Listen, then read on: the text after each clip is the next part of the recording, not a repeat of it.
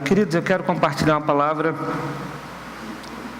usando o exemplo de uma mulher na Bíblia chamada Maria de Betânia, um exemplo de uma mulher cristã. Eu quero convidar você a abrir a Bíblia em João capítulo 12. João capítulo 12, a gente vai fazer a leitura do verso 1 a 8.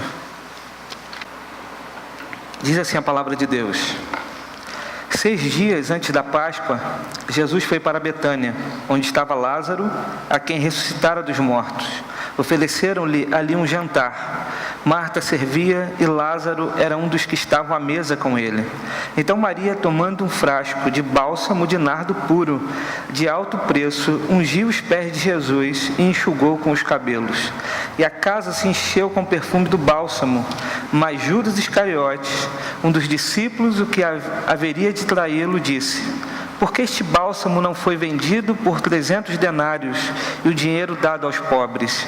Ele disse isso não porque se preocupasse com os pobres, mas porque era ladrão, como responsável pela bolsa de dinheiro, retirava do que nela se colocava. Então Jesus respondeu: deixa-a em paz, pois ela o guardou para o dia da preparação do meu corpo, para o meu sepultamento. Pois sempre tereis os pobres convosco, mas a mim nem sempre tereis. Amém? Que Deus possa abençoar o nosso coração à luz de sua palavra.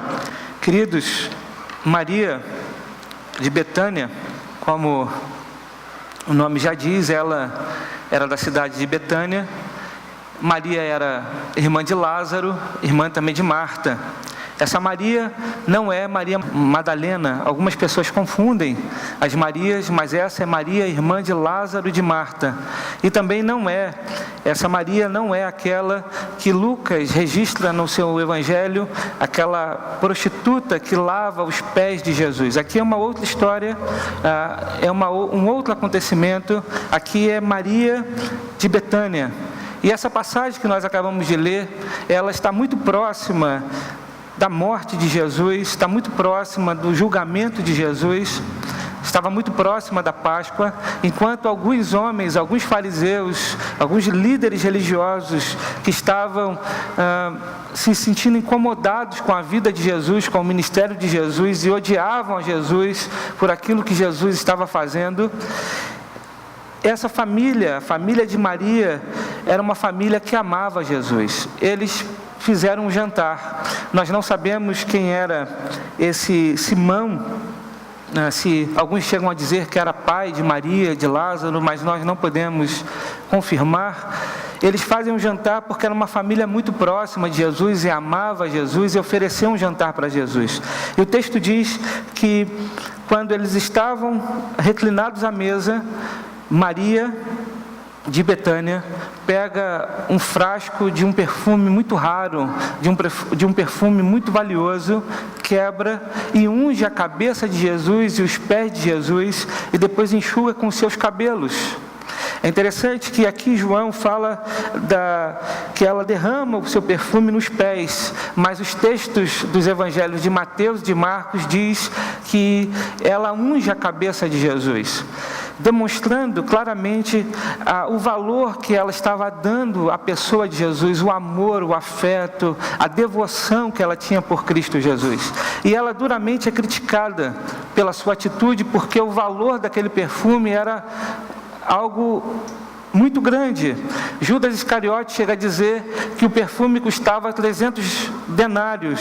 Isso significava na época mais ou menos 1 ano de trabalho de um trabalhador comum. Ou seja, era muito dinheiro. E ela quebra esse perfume, esse vaso, para ungir Jesus. Ela é duramente criticada, mas também é defendida por Jesus, que mostra ali com as suas palavras o valor daquela atitude daquela mulher. Com essa atitude dessa mulher, com o exemplo dessa mulher, eu quero compartilhar algumas coisas que essa mulher fez, que a Bíblia nos relata, que serve como exemplo para nós. Mas antes eu quero dizer que tem três textos na Bíblia, 3 vezes a Bíblia destaca Maria de Betânia, e todas essas 3 vezes Maria está aos pés de Jesus. É muito interessante. Lucas capítulo 10, verso 39, é um texto muito conhecido. Vai dizer o seguinte: sua irmã, chamada Maria, sentando-se aos pés do Senhor, ouvia a sua palavra. Esse texto é um texto muito conhecido, porque a gente já ouviu diversas mensagens sobre esse texto, quando Marta escolhe o trabalho e Maria escolhe ficar aos pés de Jesus. A gente certamente, as irmãs certamente já ouviram muitas mensagens nessa passagem bíblica, e a gente vê que Maria estava aos pés de Jesus ouvindo a sua palavra. Há um outro texto em João capítulo 11, versos 32 e 33, que a Bíblia diz: ao chegar ao lugar onde Jesus estava e vê-lo, Maria lançou aos seus pés. Ao vê-la chorando, o texto diz que Jesus perturba a sua alma e depois chora. Maria corre aos pés de Jesus e chora porque o seu irmão havia morrido. E a terceira passagem que destaca Maria na Bíblia é essa passagem que nós lemos, que Maria, em João capítulo 12, verso 3, então Maria, tomando um frasco de bálsamo de nardo puro, de alto preço, ungiu os pés de Jesus e o enxugou com os cabelos, e a casa se encheu com o perfume do bálsamo. A gente vê então e aprende com a Maria, em primeiro lugar, que ela sempre estava aos pés de Jesus. Maria sempre estava aos pés de Jesus. Os pés de Jesus, queridos, precisa ser o lugar onde nós precisamos estar. Os pés de Jesus é o lugar onde a igreja precisa estar. Os pés de Jesus é o lugar onde cada irmã que tem um valor, que é valorosa para Deus, precisa estar, porque é nos pés de Jesus que nós aprendemos a sua palavra, com humildade, se debruçando diante de Jesus, entendendo que precisamos dele para extrair os valores da vida. Aprendemos dele como lidar com as situações, aprendemos dele o que ele deseja de nós. Nós precisamos estar aos pés de Jesus. Nós aprendemos das Escrituras Sagradas quando a nossa postura de fato é uma postura de humildade, onde entendemos que Deus nos ensina através de Jesus, através da sua palavra. Então a gente aprende com essa mulher que ela se coloca aos pés de Jesus com humildade, mas ela também chora diante de Jesus. Ela clama diante de Jesus, ela coloca o seu problema, a sua angústia aos pés de Jesus. A gente sabe nessa passagem que Lázaro ressuscita, que Cristo ressuscita Lázaro. A gente sabe que Marta e Maria sofrem demais com a morte de Lázaro. Cristo não está perto, Cristo está longe. Cristo espera, dá os 4 dias para ir até o encontro de Lázaro. E quando Jesus vai ao encontro de Lázaro, Maria se coloca aos pés de Jesus e chora. Isso é uma demonstração clara para nós, que o lugar que nós devemos chorar as nossas angústias, as nossas dores, as nossas perdas, é nos pés de Jesus. A igreja precisa valorizar estar aos pés de Jesus. Nós precisamos chorar diante dele. Nós precisamos abrir o coração diante dele. Muitos de nós não conseguimos chorar as nossas lutas. Muitos de nós não conseguimos chorar as nossas dores. Muitos de nós vamos vivendo como se fôssemos poderosos o suficiente para não chorar e derramar as nossas lágrimas diante de Deus. Mas todos nós, diante de Deus, sabemos que só podemos viver porque Ele nos abençoa, Ele cuida de nós. Então nós necessitamos colocar diante dEle as nossas preocupações, os nossos projetos de vida, aquilo que precisamos de Deus, aquilo que faz doer o nosso coração, nós precisamos colocar aos pés de Jesus. E ela, nessa terceira passagem de João capítulo 12, ela se coloca aos pés de Jesus para adorá-lo. Ela tem uma devoção, uma gratidão em seu coração. E todo cristão que é devoto a Deus, que tem uma gratidão em seu coração, ele se coloca aos pés de Jesus. Então a gente aprende com ela que ela sempre vivia aos pés de Jesus, e os pés de Jesus é o lugar onde nós precisamos estar. E eu te pergunto hoje, será que você tem se colocado aos pés de Jesus? Ou só tem se colocado de pé para vir à igreja e sentado no banco para cantar e ouvir a palavra e estar com os irmãos? Como é que tem sido a tua devoção? Quando a gente diz estar aos pés de Jesus, a gente está dizendo no momento em que nós trancamos a porta do nosso quarto, momento em que nós clamamos a Deus, oramos, lemos a palavra, choramos diante dEle. Será que nós desenvolvemos de fato na nossa vida espiritual essa prática de se colocar e se prostrar diante de Jesus o tempo todo, todos os dias? A gente aprende com essa mulher a se colocar aos pés de Jesus. Nós precisamos desenvolver isso.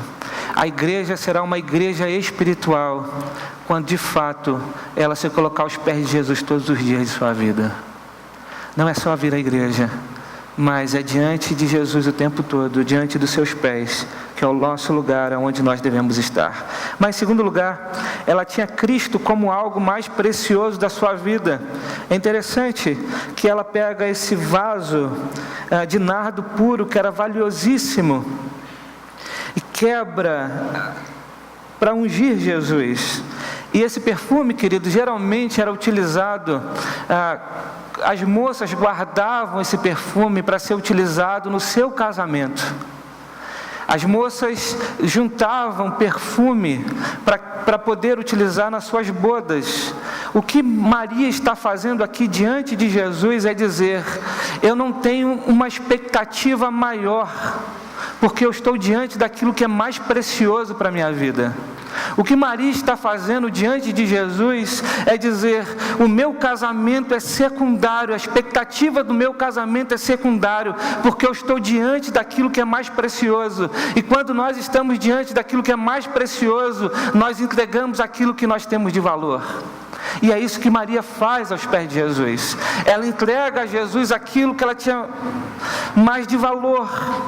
A sua expectativa de um casamento, a sua expectativa da vida, de suas bodas, era algo que se tornou irrelevante diante de Jesus.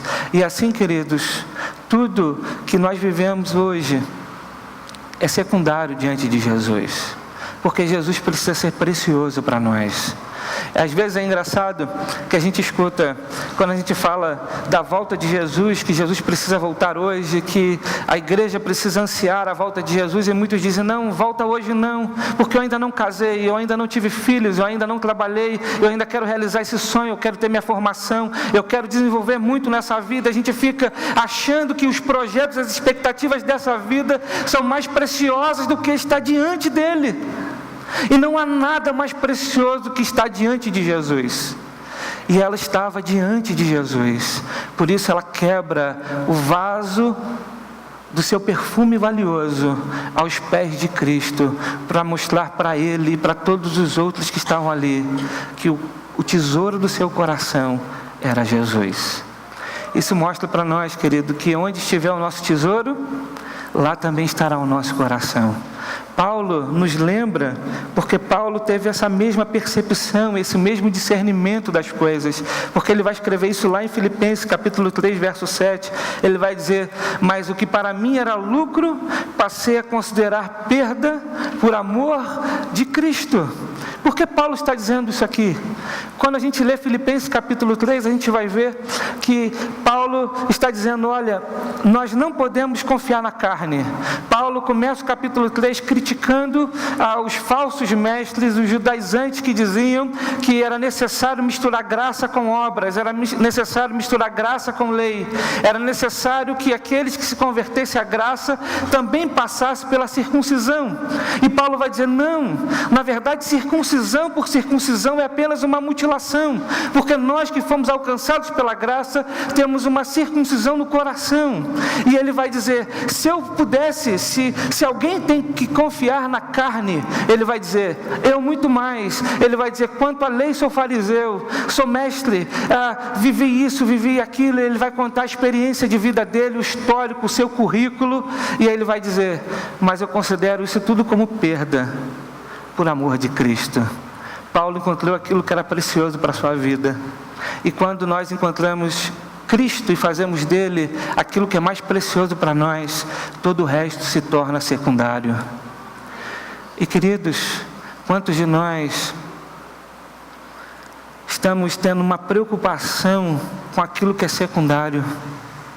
E às vezes nós não colocamos o que é mais precioso no nosso coração. Quantos de nós estamos ansiosos pelas coisas da vida, porque fazemos daquilo que é secundário mais importante do que a pessoa de Jesus? Marta, ela, irmã de Maria, a Bíblia relata 2 momentos em que ela sempre está servindo a mesa. Naquele texto lá de Lucas capítulo 10 que nós lemos, e aqui em João capítulo 12, ela também está servindo. É interessante isso, porque o texto diz lá no verso 2, oferecendo-nos ali um jantar, Marta servia. Aqui Marta continua servindo. É interessante esse ponto, e esse contraste, essa comparação.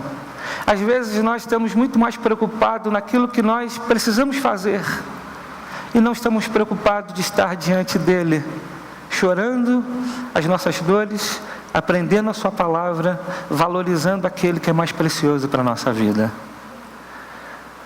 Olha, Jesus nos ensina a não ficar ansioso com coisa alguma, e ele diz: a vida não é mais importante do que a comida?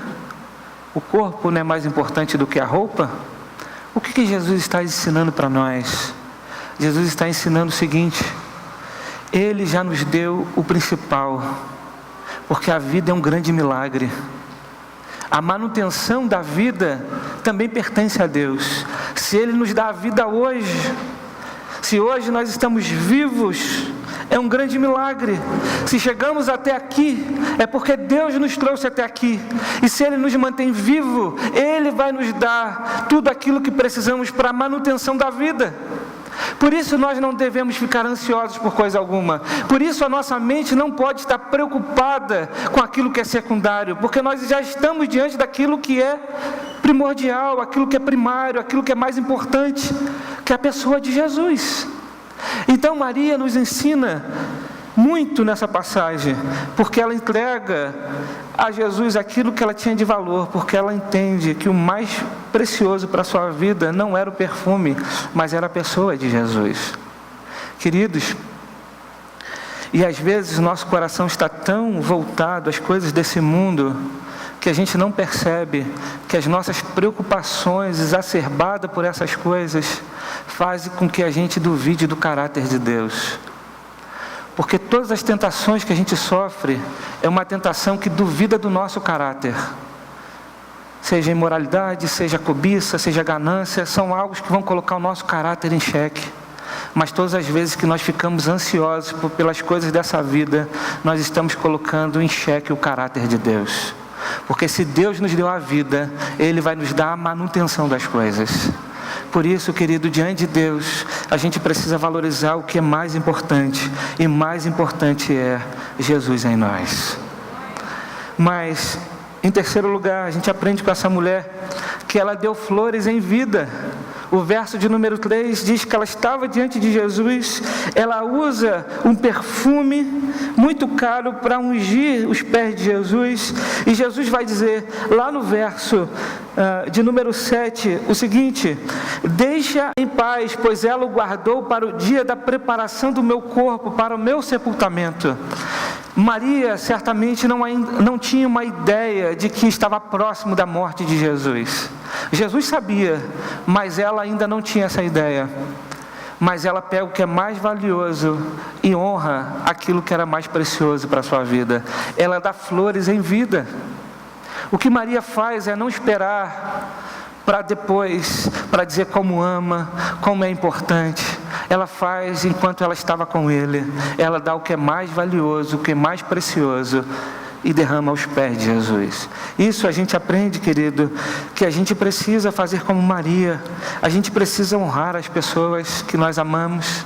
Nós precisamos aprender a valorizar as pessoas que estão perto da gente. A gente precisa aprender a dar flores em vida. Não adianta depois a gente mandar flores. Já reparou que uma pessoa recebe mais flores quando ela morre do que quando ela está em vida? Já reparou que na hora do sepultamento, é na hora do velório, que mais a gente valoriza, mais a gente elogia, mais a gente diz, olha como essa pessoa foi importante, olha como ela marcou a minha vida, olha como ela me educou, olha como é que ela me criou, como ela me deu bons valores. Mas o dia a dia passa, a gente está tão preocupado com as coisas dessa vida, que a gente não consegue olhar para o lado e valorizar as pessoas que estão perto da gente, que amam a gente, que cuidam da gente, e a gente não consegue dar flores em vida. O que Maria fez foi honrar Jesus quando ele estava junto com ela. É interessante se a gente fizer um contraste com as mulheres que foram no sepulcro depois da morte de Jesus. Elas foram lá para ungir o corpo, mas não tinha mais corpo, porque Cristo tinha ressuscitado. Mas veja, elas foram para honrar depois de morto. Louvado seja Deus, porque Cristo não ficou na morte. Mas por que não fizeram em vida? É interessante se a gente fizer um contraste, por exemplo, com João capítulo 19, onde o texto diz que Nicodemos e Arimateia vão buscar o corpo de Jesus. Abre lá em João 19, vamos ler esse texto, verso 38. Olha que interessante. O texto diz assim: passadas essas coisas, José de Arimateia, que era discípulo de Jesus, embora em segredo por medo dos judeus, pediu a Pilatos que lhe permitisse levar o corpo de Jesus, e Pilatos permitiu. Então ele foi e o levou. E Nicodemos, que havia se encontrado com Jesus de noite, acompanhou, levando cerca de 100 libras de uma mistura de mirra e aloés. Tomaram, pois, o corpo de Jesus e envolveram em pano de linho com as especiarias, como os judeus costumavam fazer em preparação para o sepultamento. No lugar onde Jesus foi crucificado havia um jardim, e ali estava um sepulcro novo, no qual ninguém havia sido colocado. E ali puseram o corpo de Jesus, porque o sepulcro ficava perto e era véspera do sábado dos judeus. Olha que interessante, o texto vai destacar uma característica de Arimateia. Ele vai dizer o seguinte: ele era um discípulo de Jesus, embora em segredo, por medo dos judeus. Ele vai pedir o corpo de Jesus. Jesus já estava morto, porque ele era um discípulo de Jesus secreto, porque ele tinha medo dos judeus. E vai dizer de Nicodemos, é o destaque que João dá para Nicodemos: havia se encontrado com Jesus de noite. Ou seja, a gente conhece o texto lá de João 3. Nicodemos, um homem conhecido na cultura, conhecido na religião da época, procura Jesus de noite, porque não quer ser visto. Olha o contraste. Maria, ela rompe com todo o preconceito que existia na época, rompe com todos os paradigmas que existiam na época, e se entrega aos pés de Jesus. Ela solta os seus cabelos para secar os pés de Jesus. E para fazer isso, naquela época, ela certamente venceu os preconceitos de uma religião, os preconceitos de sua cultura, mas ela não estava preocupada com as críticas dos homens, porque ela estava diante daquilo que é precioso, e ela precisava honrar aquilo que era precioso. Às vezes nós somos muito mais parecidos com Nicodemos e com Arimateia do que com Maria, porque amamos, mas em secreto. Amamos, mas não demonstramos amor, não demonstramos afeto. Queremos os encontros particulares, os encontros à noite, mas não temos a coragem de demonstrar o nosso coração e abrir o nosso coração e honrar as pessoas que estão perto de nós, que são importantes. Às vezes nós não fazemos isso nem com Deus. Há pessoas que mascaram sua fé, que camuflam o seu amor a Deus. Maria tem muito a nos ensinar, porque ela deu flores em vida. Há uma carta que foi colocada no mural da TAM, depois que o Boeing da TAM bateu em São Paulo, alguns anos atrás. Essa carta viralizou na internet. E eu trouxe porque ela é escrita por um marido que perdeu a sua esposa no voo. E ele disse o seguinte na sua carta: se o amanhã não vier, se eu soubesse que esse seria a última vez que eu viria você dormir, eu aconchegaria você mais apertado e rogaria ao Senhor que protegesse você. Se eu soubesse que essa seria a última vez que veria você sair pela porta, eu abraçaria, beijaria você e chamaria de volta, para abraçar e beijar uma vez mais. Se eu soubesse que essa seria a última vez que eu veria a sua voz em oração, eu filmaria cada gesto, cada palavra sua, para que eu pudesse ver e ouvir de novo, dia após dia.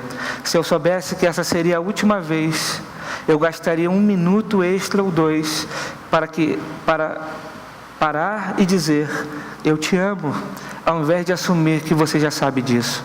Se eu soubesse que essa seria a última vez, eu estaria ao seu lado, partilhando do seu dia, ao invés de pensar, bem, tenho certeza que outras oportunidades virão, então eu posso deixar passar esse dia. É claro que haverá um amanhã para se fazer uma revisão, e nós teríamos uma segunda chance para fazer as coisas de maneira correta. É claro que haveria outro dia para dizermos um para o outro, eu te amo. E certamente haverá uma nova chance de dizermos um para o outro, posso te ajudar em alguma coisa? Mas no caso, eu estava errado. E hoje, ser o último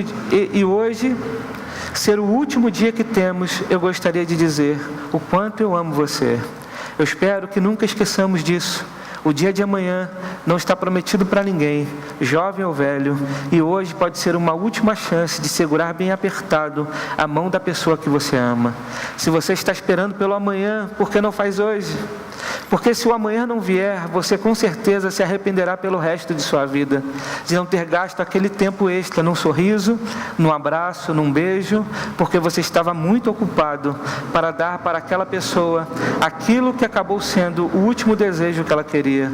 Então, abrace o seu amado e sua amada hoje, bem apertado, sussurre nos seus ouvidos, dizendo quanto ama e quanto quer junto de você. Gaste um tempo para dizer, me desculpe, por favor, me perdoe, obrigado, ou ainda, não foi nada, está tudo bem, porque se o amanhã jamais chegar, você não terá que se arrepender pelo dia de hoje, pois o passado não volta e o futuro talvez não chegue. Quantas irmãs de valor nós temos aqui? Tem irmãos que têm mães aqui, esposa. Você já disse para ela como ela é importante para você hoje? Você já disse para ela que você a ama? Que as nossas homenagens não sejam apenas homenagens públicas, de uma igreja reunida, fazendo e cumprindo de praxe um calendário, mas que possamos de fato demonstrar amor uns pelos outros e dar flores em vida, porque Maria, ela deu flores para Jesus em vida, e que ela seja um exemplo para nós. Mas, em quarto lugar, ela foi duramente criticada. O verso 4 e o verso 6 diz, mas Judas Iscariotes, um dos discípulos, o que haveria de traí-lo, disse, porque este bálsamo não foi vendido por 300 denários e o dinheiro dado aos pobres? Ele disse isso não porque se preocupasse com os pobres, mas porque era ladrão, como responsável pela bolsa de dinheiro, retirava do que nela se colocava. Veja que interessante, João está fazendo a narrativa do acontecimento e ele abre um parêntese na narrativa para dizer a intenção do coração de Judas Iscariotes. Judas critica Maria.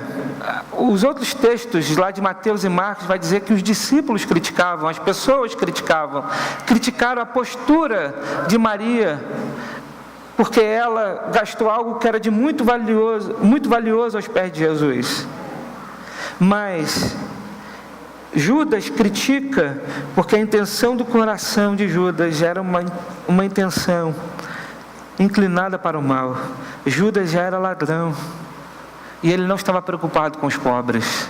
Os pobres virou apenas um discurso, apenas algo para criticar Maria porque ele tinha segundas intenções. E às vezes a gente critica o comportamento do outro, a atitude do outro, aquilo que o outro está fazendo, não porque temos uma preocupação de exortá-lo para fazer o que é certo, mas temos uma preocupação apenas conosco, uma preocupação de tirarmos vantagem daquilo que o outro está fazendo. Sabe, às vezes a gente critica o outro, não porque o outro está errado, mas é para mostrar que eu estou certo. E a gente precisa ter cuidado com isso. E aquela mulher, ela foi duramente criticada, mas é interessante que Jesus defende aquela mulher e elogia aquela mulher. Isso significa, querido, que na vida cristã, às vezes seremos duramente criticados. As pessoas que estão à nossa volta, muitas vezes não compreenderão o nosso amor e a nossa devoção a Deus. As pessoas que nos cercam, muitas vezes não compreenderão por que nós dedicamos tanto tempo a Deus. Seja na igreja, seja na leitura da palavra, seja na oração, seja buscando viver uma luta contra o pecado. Muitas pessoas que estão na nossa volta não compreenderão. Seremos criticados, mas o padrão para avaliarmos, para nos avaliarmos, não são as críticas daqueles que estão à nossa volta, mas é a verdade das Escrituras Sagradas. Se você está fazendo algo que é para Deus, mesmo que o mundo te critique, continue fazendo para Deus, porque você deve honras a Deus, a glória é para Deus, não é para agradar homens. Muitas vezes homens serão desagradados, mas Deus será louvado pelas nossas atitudes. E Jesus então, em quinto lugar, defende e elogia Maria. Versos 7 e 8 diz: então Jesus respondeu: deixa em paz, pois ela o guardou para o dia da preparação do meu corpo, para meu sepultamento. Pois sempre tereis os pobres convosco, mas a mim nem sempre tereis. Jesus elogia a postura de Maria e a defende. Saiba que Deus se agrada do coração, se agrada das ações e das atitudes da igreja, quando essas atitudes são de fato de um coração devoto, um coração adorador, de um coração que serve a Jesus e que deseja servir a Jesus. O mundo te critica, mas Deus se alegra com as suas ações e com as suas atitudes. Queridos, eu quero que você pense nisso nessa manhã, que você possa avaliar aquilo que você ouviu e o exemplo dessa mulher, Maria de Betânia. Nós podemos aprender algumas coisas com ela. Feche seus olhos, vamos orar. Eu quero perguntar a você, e eu quero que você pergunte ao seu coração: será que Cristo de fato é precioso para você, ao ponto das demais coisas de fato serem demais coisas, ao ponto das demais coisas serem secundárias na sua vida? Será que Cristo de fato é real, é uma pessoa em que você se relaciona, que é tão real para você, que você valoriza Ele mais do que qualquer outra coisa? Maria nos ensina que Jesus era precioso, que Jesus é precioso. Ela também nos ensina que a gente precisa honrar as pessoas em vida. Embora saibamos que todos nós somos pecadores, Deus nos deu um valor, porque Ele entregou seu Filho para morrer por nós. Cristo morreu pela igreja, para que nós pudéssemos estar eternamente com Deus. Deus nos fez e disse que éramos a coroa da sua criação. O pecado veio para manchar, mas Cristo veio para nos purificar. Por isso, querido, aprenda a valorizar as pessoas que estão perto de você. Dê flores em vida. Honra aqueles que estão perto. Ame e demonstre um amor. Maridos, fale para suas esposas: eu amo você. Homens têm dificuldade de mostrar afeto. Abra seu coração para sua esposa. Dê carinho. Valorize.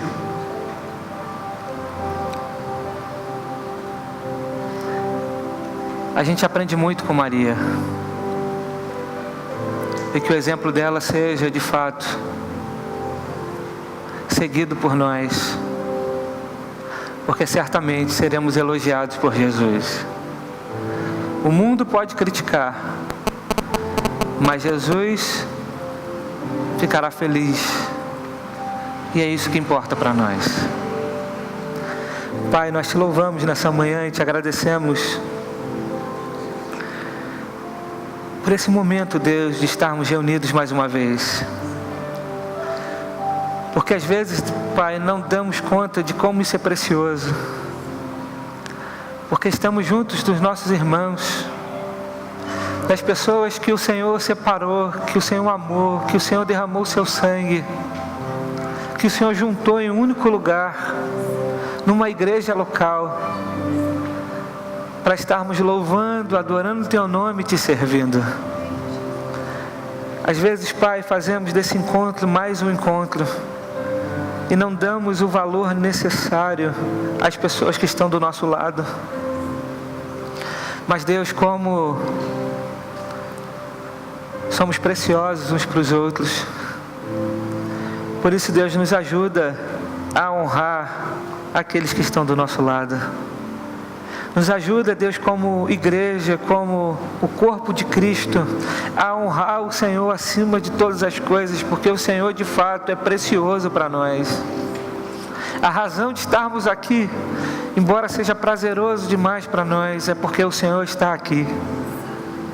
E aqui nós adoramos o Teu nome, nós Te louvamos, nós podemos aprender juntos. Aqui nós desfrutamos, Pai, de comunhão. E nós Te louvamos por isso, Senhor. Que o exemplo de Maria seja praticado por nós e que o Senhor possa nos ajudar, ó Deus, a viver desse modo. Nos proteja daqueles que têm um coração inclinado para o mal, que muitas vezes nos ofendem, nos criticam pelo comportamento e pela fé, pelas atitudes que nós temos diante do Senhor. Mas Deus, nos mantenha na convicção de que estamos fazendo certo, caminhando de acordo com a Tua palavra. Porque o que importa para a igreja, o que importa para a noiva, é agradar o coração do noivo. E o Senhor é o nosso noivo. Ó Deus, nos faça ter expectativas de estarmos contigo na glória, entendendo que nada nesse mundo é tão precioso do que o dia que nós nos encontrarmos face a face. Obrigado por essa manhã. Continua nos abençoando. É o que nós pedimos em nome de Jesus. Amém e amém. Amém, queridos.